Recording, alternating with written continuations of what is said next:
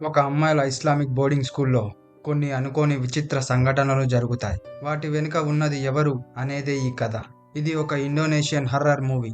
Telugu theatre presence Munkar. ఈ కథ స్టార్టింగ్లో ఇస్లామిక్ బోర్డింగ్ స్కూల్లో తెల్లవారుజామున ఇస్లామిక్ గురువులు అక్కడున్న అమ్మాయిలకి పాఠాలు బోధిస్తూ ఉంటారు. బోధన అయిన తర్వాత అక్కడున్న టీచర్ అమ్మాయిలకి ఖురాన్ చదివి వినిపించాలని చెబుతుంది. మనం ఇప్పుడు ఈ కథ మెయిన్ క్యారెక్టర్ హర్లీనా అనే అమ్మాయిని చూస్తాం. తను ఇక్కడికి వచ్చి 1 నెల మాత్రమే అయి ఉంటుంది. తను ఖురాన్ పుస్తకం తెచ్చుకోవడం మర్చిపోయింది కనుక తను అక్కడి నుంచి లేచి తన పుస్తకం తెచ్చుకోవడానికి తన రూమ్ కి వెళ్తుంది. ఖురాన్ పుస్తకం తెచ్చుకోవడానికి వెళ్ళి మర్చిపోయి అక్కడే నిద్రపోయింది. దాని ద్వారా వాళ్ళ టీచర్ వాళ్ళ క్లాస్ లో ఉన్న వారందరికీ పనిష్మెంట్ ఇచ్చింది. ఇక్కడ మనం 3 అమ్మాయిలని చూస్తాం. వాళ్ళ పేర్లు రబియతుల్, దిలా మరియు సిటీ. రబియతుల్ వాళ్ళ టీచర్ కి ఇలా అడుగుతుంది, హర్లీనా తప్పు చేస్తే మా అందరికి ఎందుకు పనిష్మెంట్ ఇస్తున్నారు? అప్పుడు టీచర్ చెప్తుంది, మీలో ఎవరు తప్పు చేసినా అందరికీ పనిష్మెంట్ దొరుకుతుంది.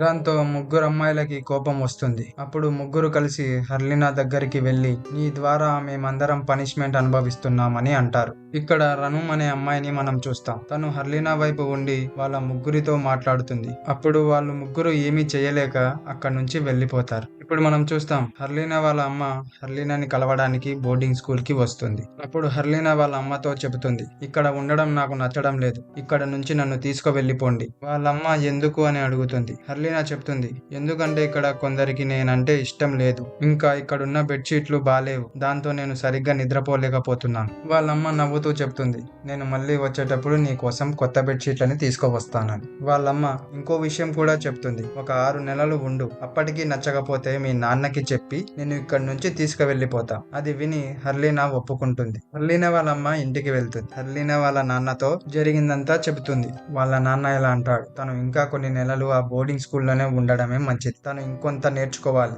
మరోవైపు మనం చూస్తాం హర్లీనా మెల్లగా ఖురాన్ చదవడం ప్రారంభించింది. పక్కనే రను మసీద్ కి వెళ్ళడానికి రెడీ అవుతూ హర్లీనాని కూడా రమ్మని పిలుస్తుంది. అప్పుడు హర్లీనా, నేను రెడీ అయి వస్తాను, ముందు నువ్వు వెళ్ళు అని అంటుంది. రను అక్కడి నుంచి వెళ్లిపోతుంది. అప్పుడే రబియతుల్ మరియు తన స్నేహితురాలు హర్లీనా రూమ్ కి వచ్చి తనని టార్చర్ చేస్తారు. వాళ్ళు చేసే టార్చర్ తట్టుకోలేక అక్కడి నుంచి పారిపోవడానికి ప్రయత్నిస్తుంది. ఆ ప్రయత్నంలో రోడ్డు మీద కింద పడి కార్ యాక్సిడెంట్ అవుతుంది. అప్పుడు వెంటనే హర్లీనాను హాస్పిటల్ కి చేరుస్తారు. హర్లీనా వాళ్ళ తల్లిదండ్రులు హాస్పిటల్ కి వచ్చి తనను చూసి చాలా బాధపడుతూ ఉంటారు. అప్పుడు హర్లీనా వాళ్ళ నాన్న తనని టార్చర్ చేసిన గాయాలను చూసి కోపంగా స్కూల్ స్టాఫ్ ని తిడతాడు. తర్వాత హర్లీనా హాస్పిటల్లో తన హార్ట్ బీట్ ఆగిపోవడం చూపిస్తారు. దీని అర్థం హర్లీనా ఇప్పుడు చనిపోయిందని. కొన్ని రోజుల తర్వాత స్కూల్లో ఆ 3 అమ్మాయిలని మరియు రనుంని చూపిస్తారు. అప్పుడే రనుం ముందు హర్లీనా కనబడుతుంది. ఇప్పుడు హర్లీనా విచిత్రంగా కనబడుతుంది. తనను చూసి ఆ 3 అమ్మాయిలు ఆశ్చర్యానికి గురవుతారు.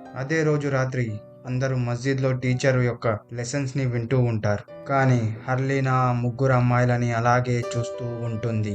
కొద్దిసేపటి తర్వాత అందరూ కూర్చొని చదువుతూ ఉంటారు. హర్లీనా ఇప్పటికీ వాళ్ళ 3 వైపు అలాగే చూస్తూ ఉంటుంది. అప్పుడే రనుం హర్లీనా పక్కకి వచ్చి కూర్చొని, ఆ రోజు రాత్రి ఏం జరిగిందో నాకైనా చెప్పు అని అంటుంది. అప్పుడు హర్లీనా, నువ్వు దాని గురించి ఆలోచించకు, ప్రతి తప్పు పనికి శిక్ష పడుతుంది అని వారి వైపు చూస్తూ ఉంటుంది. అదే రోజు రాత్రి రబియతుల్, సిటీ ఇద్దరు కలిసి రాత్రి స్కూల్ కాంపౌండ్ పెట్రోలింగ్ చేస్తూ తలా ఒక వైపు వెళ్తారు. రబియతుల్ వాష్రూమ్ లో వెళ్లి చెక్ చేసేటప్పుడు ఒక డోర్ గట్టిగా క్లోజ్ అవుతుంది. ఆ వాష్రూమ్ లో రబియతుల్ తప్ప ఎవ్వరూ లేరు. దాంతో భయపడి బయటికి వచ్చి సీటీని వెతుకుతూ కొద్ది దూరం వెళ్లి చూస్తే సీటీ ఒక లైట్ కింద కదలకుండా అలాగే ఉంది. రబియతుల్ తనని ఎంత పిలిచినా వినకుండా ఒక రూమ్ లోకి వెళ్లి మళ్ళీ అలాగే కదలకుండా నించొని ఉంది. రబియతుల్ మెల్లగా తన దగ్గరికి వెళ్లి చూస్తే సీటీ సడన్ గా తిరిగి రబియతుల్ ఒక చెయ్యి పట్టుకొని హలో అంటుంది.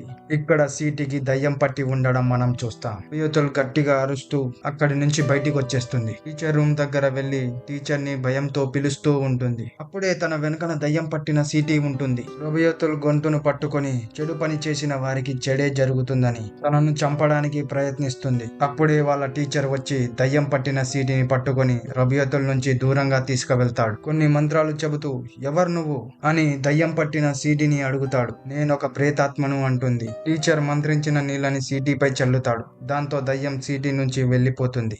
తర్వాత రబియతుల్ తన స్నేహితురాలు డిల్లాతో ఇలా చెబుతుంది, నాకు చాలా భయం వేస్తుంది. సీటీకి దయ్యం పట్టినప్పుడు సడన్ గా హర్లీనా ముఖం తనలో నాకు కనిపించింది. మరుసటి రోజు రబియతుల్ స్నేహితురాళ్ళు తనని కలవడానికి వస్తారు. అప్పుడు రబియతుల్ కి సీటీలో మళ్ళీ హర్లీనా ముఖం కనిపించి హలో అన్నట్టు అనిపిస్తుంది. ఇప్పుడు రబియతుల్ ఏడుస్తూ నన్ను ఒంటరిగా వదిలేయండి, అక్కడున్నది సీటీ కాదు, తనని నా నుంచి దూరంగా తీసుకువెళ్ళండి అని ఏడుస్తూ అంటుంది. వాళ్ళ టీచర్ వచ్చి రబియతుల్ని ఓదారుస్తుంది. ఆ రోజు రాత్రి రను ఒంటరిగా మస్జిద్లో ఖురాన్ చదువుతూ ఉంటుంది. అక్కడికి హర్లీనా కూడా వచ్చి తన ముందు కూర్చొని చాలా స్పష్టంగా ఖురాన్ చదువుతుంది. అది విని రను కొద్దిగా ఆశ్చర్యపోతుంది. ఎందుకంటే హర్లీనాకి ఖురాన్ చదవడం రాదు, కానీ ఇప్పుడు ఒక తప్పు పోకుండా స్పష్టంగా చదువుతుంది. మళ్ళీ హర్లీనా చదువుతుంది, కానీ ఈసారి తన గొంతుతో కాదు, వేరే గొంతుతో చదువుతుంది. రనుంకి చాలా భయం వేస్తుంది. హర్లీనా మళ్ళీ నార్మల్ గొంతుతోనే చదువుతుంది. అప్పుడు రనుం అనుకుంటుంది, నేను విన్న వింత గొంతు నా భ్రమ అని. నార్మల్ అవుతుంది. హర్లీనా రనుంని ఏమీ చెయ్యదు. మరుసటి రోజు రనుం హర్లీనా ఉన్న రూమ్ లో వెళ్లి చూస్తుంది. హర్లీనా గోడ వైపు మళ్ళీ దయ్యం ఊగినట్టు ఊగుతూ ఉంటుంది. అది చూసి రనుం భయంతో వణికిపోతుంది. హర్లీనా ఊగడం ఆపి రనుం వైపు తిరిగి చూస్తుంది. రనుం భయపడుతూ అడుగుతుంది, నువ్వు ఏం చేస్తున్నావని. దాంతో హర్లీనా ఇలా చెబుతుంది, ఆ ప్రశ్న నేను అడగాలి, నువ్విక్కడ ఏం చేస్తున్నావు. రనుం ఏం చెప్పలేక అక్కడి నుంచి వెళ్ళిపోతుంది. అదే రోజు రాత్రి రబియతుల్ మరియు రనుం స్కూల్ కాంపౌండ్ పెట్రోలింగ్ చేస్తూ ఉంటారు. రబియతుల్ రనుంని ఇలా అడుగుతుంది, నాకు భయంగా ఉంది, నేను వెళ్ళి ప్రేయర్ చేసుకుంటాను, నువ్వు నాకు తోడుగా ఉంటావా ప్లీజ్. రనుం సరే అంటుంది. రబియతుల్ ప్రేయర్ చేస్తూ ఉంటుంది. అప్పుడే హర్లీనా ఎక్కడికో వెళ్ళడం రనుం చూసి తన వెనకే వెళ్తుంది. ఇప్పుడు రబియతుల్ ఒంటరిగా ప్రేయర్ చేస్తూ ఉంటుంది.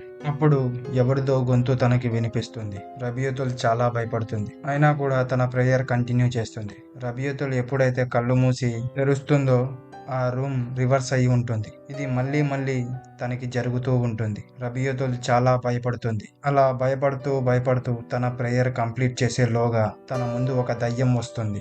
దాంతో రబియతుల్ గట్టిగా అరుస్తుంది. అది విని రనుం త్వరగా ప్రేయర్ రూమ్ దగ్గరికి వస్తుంది. అక్కడ రబియతుల్ ముఖం నేల వైపు పెట్టి ఉండడం రనుం చూసి భయపడుతూ దగ్గరికి వెళ్ళి తను టచ్ చేసేలోగా తను నేలపై పడిపోతుంది. తన ఒళ్ళంతా నీలం రంగులో మారిపోయి ఉంటుంది. దీని అర్థం రబియతుల్ చనిపోయిందని.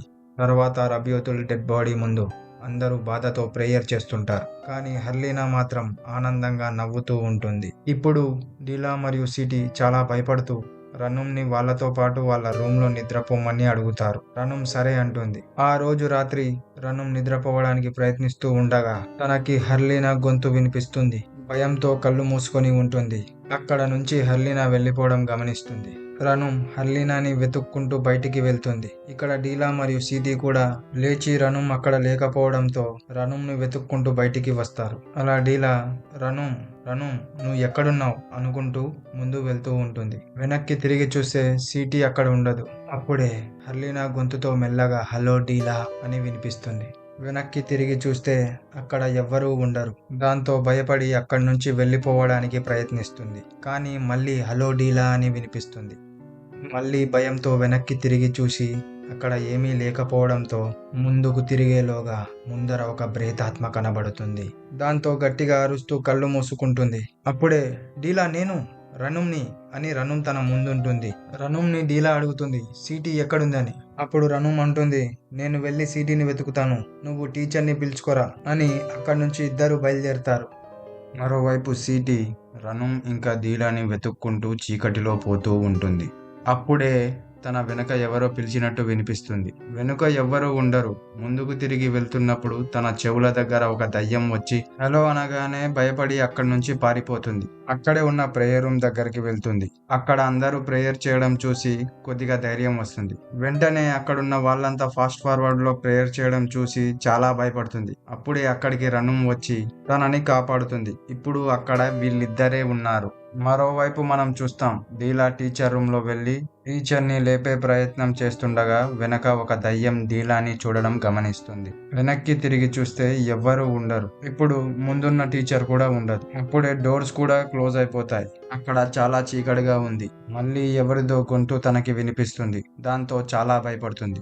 మరుసటి క్షణం తనని ఎవరో చీకటిలోకి లాక్కు వెళ్ళిపోతారు. లీలా కూడా రబియతుల్ చనిపోయినట్టుగానే చనిపోతుంది. అందరూ అక్కడికి వచ్చి ఉంటారు. హర్లీనా నవ్వుతూ ఒక మూలన ఉండి వీళ్ళని చూడడం రనుం చూస్తుంది. వెంటనే రనుం వాళ్ళ టీచర్ దగ్గరికి వెళ్ళి ఇదంతా చేస్తుంది హర్లీనా అని చెప్తుంది. అప్పుడే మైక్ లో స్టూడెంట్స్ అందరినీ ప్రేయర్ రూమ్ ప్లేస్ కి రమ్మని చెప్తారు. స్టూడెంట్స్ అందరూ అక్కడికి వస్తారు. స్కూల్ స్టాఫ్ హర్లీనా పేరెంట్స్ కి ఫోన్ చేసి జరిగిన విషయమంతా చెప్తారు. దాంతో వాళ్ళు షాక్ అవుతారు. ఇద్దరు టీచర్లు హర్లీనాని చుట్టుపక్కల వెతుకుతూ ఉంటారు. ఇప్పుడు సిటీ మరియు రనుం వాష్రూమ్ కి వెళ్తారు. సిటీ వాష్రూమ్ కి వెళ్తుంది మరియు రనుం వాష్రూమ్ బయట వెయిట్ చేస్తూ ఉంటుంది. సిటీ ఎక్కడికో వెళ్ళడం రనుం చూసి తన వెనకే వెళ్తుంది. కొన్ని మర్రి చెట్లు ఉన్న దగ్గర సిటీ వెళ్లి ఆగుతుంది. రనుం మెల్లగా ముందున్న సిటీ దగ్గరకు వెళ్లి తనను పిలిచేలోగా వెనక నుంచి రనుం అని సిటీ పిలుస్తుంది. ఇప్పుడు రనుం తిరిగి చూస్తే వెనక సిటీ ఉంటుంది. ముందుంది ఎవరు అని భయంతో తిరిగి చూస్తే దయ్యం పట్టిన హర్లీనా ముందుంటుంది. అక్కడ నుంచి బయటపడాలని రనుం మరియు సిటీ చాలా ప్రయత్నిస్తారు. ప్రతిసారి వాళ్ళు పారిపోవడానికి ప్రయత్నించినప్పుడు ఎక్కడ నుంచి పరిగెత్తారో మళ్ళీ అక్కడికే వస్తారు. అప్పుడే దయ్యం పట్టిన హర్లీనా వీళ్ళపై దాడి చేయడానికి ప్రయత్నిస్తుంది. అదే సమయానికి టీచర్స్ వచ్చి వాళ్ళని కాపాడతారు. అక్కడికి హర్లీనా తల్లిదండ్రులు కూడా వచ్చేస్తారు. టీచర్ జాఫర్ దయ్యం పట్టిన హర్లీనాని ఎవరు నువ్వు అని అడుగుతాడు. దయ్యం పట్టిన హర్లీనా జవాబిస్తుంది, నేనొక ప్రేతాత్మని. ఎవరో నన్ను ఈ శరీరంలో ప్రవేశించారు. ఆ అమ్మాయిని చంపిన వాళ్ళని చంపమని నన్ను ఆజ్ఞాపించారు. జాఫర్ చాలా ప్రయత్నిస్తాడు దయ్యం వదిలించడానికి, కానీ ఏ ప్రయోజనం ఉండదు. హర్లీనా వాళ్ళమ్మ దయ్యం పట్టిన హర్లీనా దగ్గరికి వెళ్తుంది. ఏ మాత్రం ఆలోచించకుండా హర్లీనా వాళ్ళ అమ్మని కూడా చంపేస్తుంది. ఇక్కడ మనకు ఒక తెలియని విషయం కూడా తెలుస్తుంది. హర్లీనాని కార్తో గుద్దింది మరెవరో కాదు, వాళ్ళ అమ్మే. హర్లీనా వాళ్ళ అమ్మ కావాలని యాక్సిడెంట్ చేసి ఉండదు. అది అనుకోకుండా జరుగుతుంది. హర్లీనాని కార్తో గుద్దిన సంగతి వాళ్ళ అమ్మకి తెలియదు. మనకి ఇంకో పెద్ద నిజం ఇక్కడ తెలుస్తుంది. హర్లీనా వాళ్ళ తండ్రికి హర్లీనా హాస్పిటల్లో చనిపోయిన విషయం తెలుస్తుంది. కానీ ఆ విషయం ఎవరికి తెలియకుండా చేస్తాడు. దాని తరువాత ఒక మంత్రగాడి దగ్గరికి వెళ్ళి నా కూతుర్ని మళ్ళీ శుద్ర పూజలతో బ్రతికించు, దానికోసం నేను ఏదైనా చేస్తాను అంటాడు. దాంతో మంత్రగాడు సరే అని ఒక పెద్ద మేకు ఇచ్చి దీన్ని తన పుర్రలో దించు, దాని తర్వాత తనని నేను బ్రతికిస్తాను అంటాడు. తర్వాత కొన్ని మంత్రాలు చదివి ఆమె శరీరంలోకి కొన్ని ప్రేతాత్మలను పంపిస్తాడు. ఇప్పుడు మళ్ళీ మనకి ప్రస్తుతం జరిగే సంఘటనను చూపిస్తారు. ఇప్పుడు పెద్ద టీచర్ కూడా వచ్చి ప్రేతాత్మ ప్రవేశించిన హర్లీనా పట్టుకొని మంత్రాలు చదువుతూ ఉంటాడు. అప్పుడు హర్లీనా వాళ్ళ నాన్న వచ్చి హర్లీనా తలలో ఉన్న మేకుని బయటికి తీస్తాడు. దాంతో హర్లీనా శరీరంలో ఉన్న ప్రేతాత్మ వెళ్ళిపోతుంది. ఇప్పుడు స్కూల్లో ఉన్న పరిస్థితులంతా మామూలు అయిపోతాయి. చివరన హర్లీనా వాళ్ళ నాన్నని చూపిస్తారు. ఎవరో డోర్ బెల్ కొట్టడంతో హర్లీనా వాళ్ళ నాన్న వెళ్లి డోర్ తెరుస్తాడు. అప్పుడు తన ముందు మంత్రగాడు ఉంటాడు. ఆ మంత్రగాడు చెప్తాడు, నేను చెప్పానుగా పూర్తి పని అయ్యేదాకా మేకుని తీయొద్దని. ఆ మేకుని కింద పడేస్తాడు. అప్పుడు తన ముందు హర్లీనా ప్రేతాత్మ నించొని హలో నాన్న అని అంటుంది. ఇక్కడితో మున్కర్ సినిమా కంప్లీట్ అవుతుంది. మీకు ఈ కథ నచ్చిందని మేము భావిస్తున్నాం.